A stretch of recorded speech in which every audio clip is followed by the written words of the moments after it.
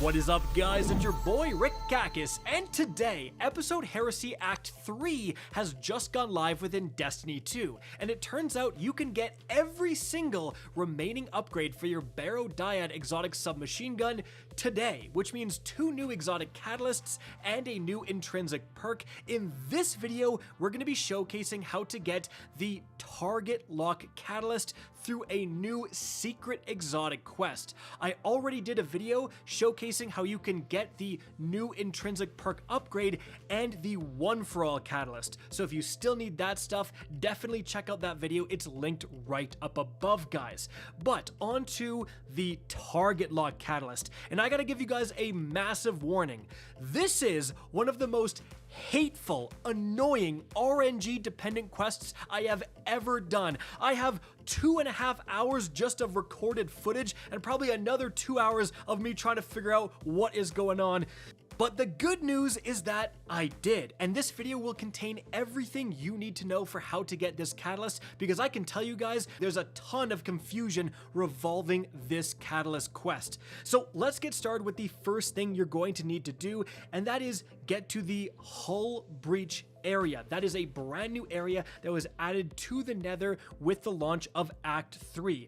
Now, to access this location, it's purely random. You are not going to be able to load into it off the start. You have to beat an encounter, and then you can randomly get Hull Breach. And I can confirm you can get it either the second or third area encounter within the Nether, right? Now, if you are lucky enough to actually get Hull Breach, once you're here, you head forward to this wall and inside this room, and there you will find this particular object where you have kind of like a hive handprint to unlock something, but it will say that you are not yet worthy. Specifically, it says the crossed blades tithe found lacking. So what do you do? Well, the first thing you can do in this area is head over to the opposite side of this arena, and as you can see right here, there is a Toland-like object right here, as you can see next to this Cabal banner. You go towards it, you scan it, and then you will get a taken Cabal that spawns behind you. You kill this guy, and you can see in the bottom left corner of your screen, it will say that you have a Legion code. At this point, you can drop down below, and then you can interact with this Cabal shield to make it into this chest room, loot the chest, and boom, you will get a Coalescence of the Knife. This is specifically what you need. This is the tithe that you need to become worthy and interact with that object. Now, importantly, guys, this right here is when we encounter just the RNG BS of this quest, frankly, because some of you guys are going to get to the Hull Breach, which again is a random chance, and then you're going to go exactly where you saw me go in the background gameplay, and that Toland is just not going to be there because it's a random spawn.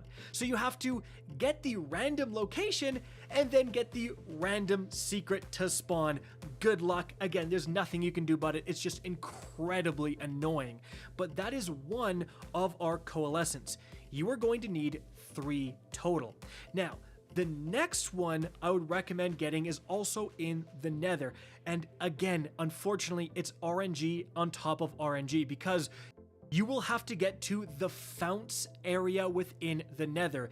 Yet again, you can't load in here. You have to beat an encounter and then just randomly get it as your second or third encounter.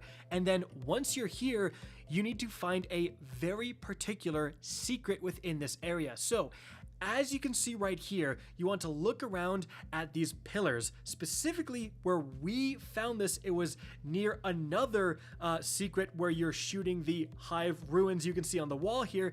But again, there's a small little hive ruin on this pillar right here. When you shoot it, it's going to open up a doorway which will lead to a secret chest. Again, I have heard that it might not be this pillar, so you just want to go around the founts and look for that little circular hive ruin and all the pillars that kind of look like that. Again, good luck, it just might not spawn, right? So super annoying.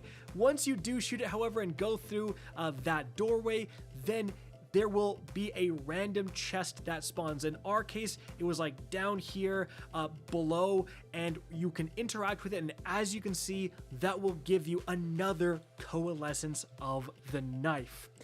Now, you will need one more. And just like the other ones, frankly, this has a lot of people confused because it involves the new Act 3 story quests. So, with the launch of Act 3, obviously you have a new main quest line that showed up in your quest tab. Once you start doing that, as you can see right here, you will get to a point where you tab over and you're picking up a bunch of individual quests, and you'll see that in the background gameplay. Now, importantly, you can actually get the third and final Coalescence of the Blade from one of these quests that you just picked up, but it is random. Now, specifically, you want to focus on the mission dossier quests. You also have some other writ quests, but every single instance I know of that these Coalescence dropped, it's been from a mission dossier quest.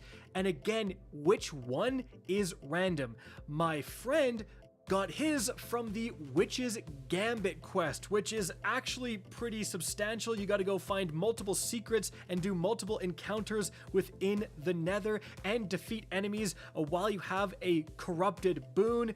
But for me, as you can see right here, I just got my Coalescence from the Blade Logic mission dossier, and so that just involves getting kills with a sword on taken enemies. And so I'm slaying out in Aphelian's Rest within the Dreaming City, super easy, and boom, I just get the Coalescence of the Blade right here.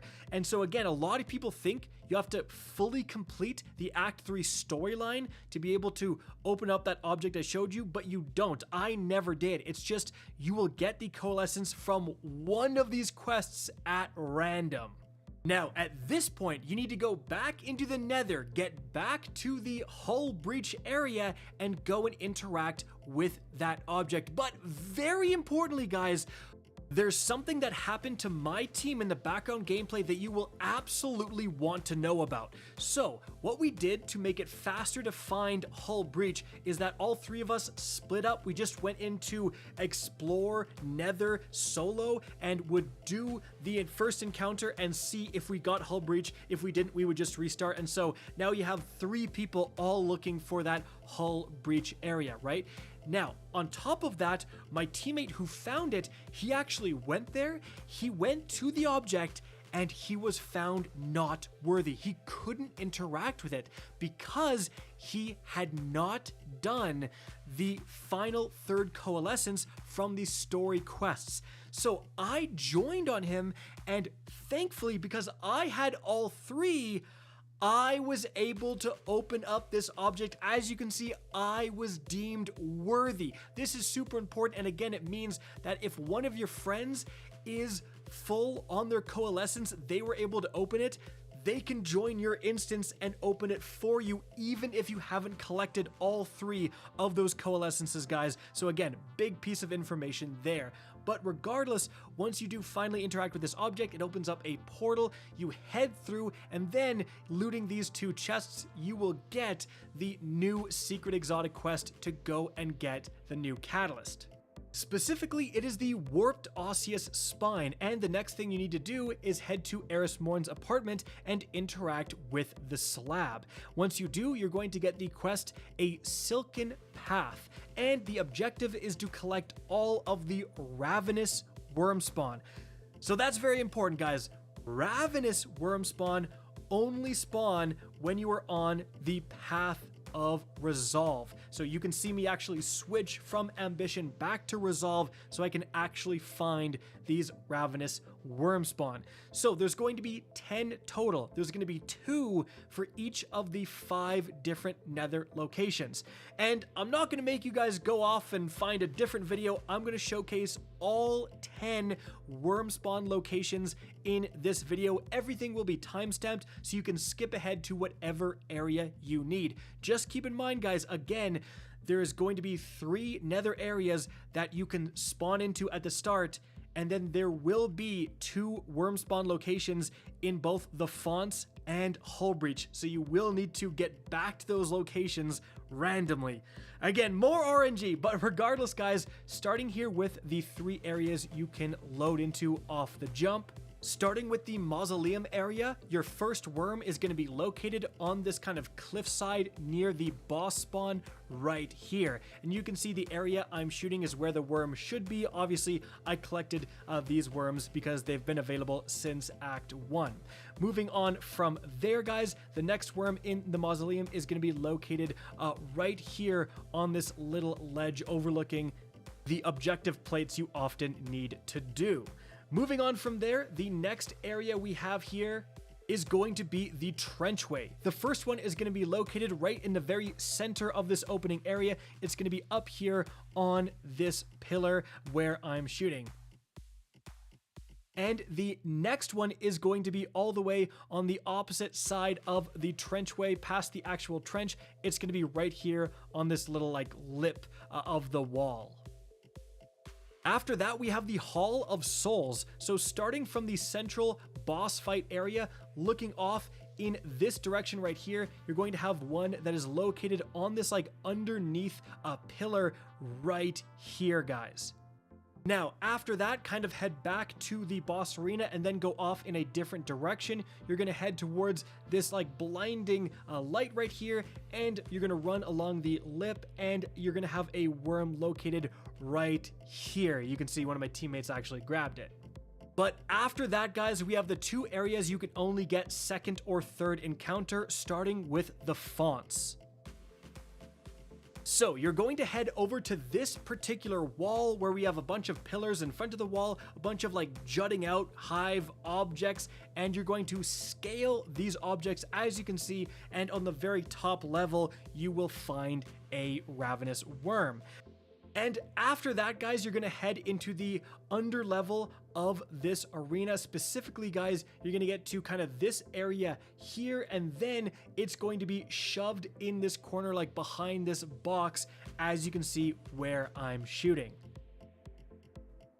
And finally, we have the last 2 worm locations in the Hull Breach area. So the first one is going to be inside of one of the holes within this giant hive sword in the very like middle of this arena. As you can see, you have to jump to the second highest hole and then use that to jump to the highest one, and you'll have one of the worms in there. And from this location, if you look at kind of like the cliff side, as you can see where we were shooting, you head over there and you'll actually have the other worm that is upside down, like jutting out of this cliffside right here. You're gonna have to stand in the perfect angle to interact with it, but that'll be the final worm you need. At this point, the exotic quest is going to update, and now you have to complete the exotic mission Derealize with the Barrow Dyad submachine gun equipped. So Derealize is the exotic mission you had to do to get the Barrow Dyad in the first place.